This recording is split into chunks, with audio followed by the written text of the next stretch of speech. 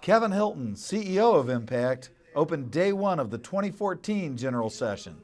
Regardless of the level you are in the organization, we are all responsible for this. We are all Impact.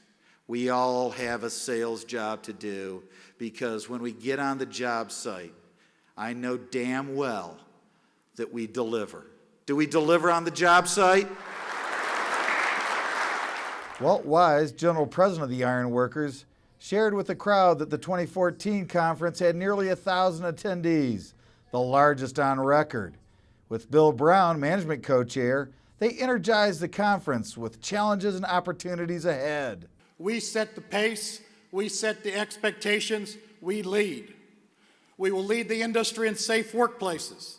Industry average for ironworker fatalities in 2012 was 1 per 5.4 million man-hours.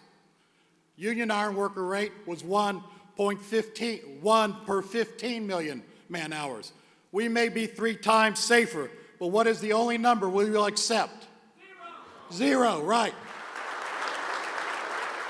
And we have some excellent speakers and breakout sessions, but I want to give a shameless plug for one of them this afternoon. The chance for all of our contractors to come in and visit with the leadership of Impact, our general officers.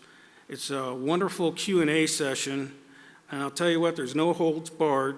Any question is acceptable. Everything's fair game, and I think if you're a contractor, especially in these times, this is where you need to be.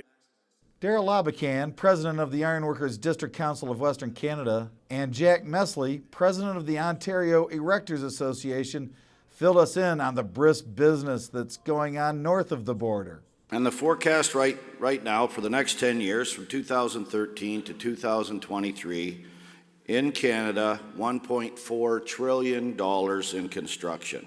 And we have a great opportunity here for ICI union contractors to regain a bunch of market share if we do the right thing.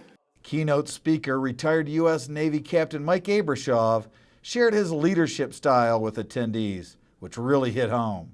And as you think about your own ships that you command, and every one of us in this room, we're all leaders. We're all captains of our own ship. You ask yourself, are you the leader that your crew and that your teammates and that your customers would choose to lead them in tough economic times? Spend some time thinking about what you would like your own change of command ceremony to be like someday when you give up command of your own ship. Do you want to leave to cheers, or do you want to leave to tears?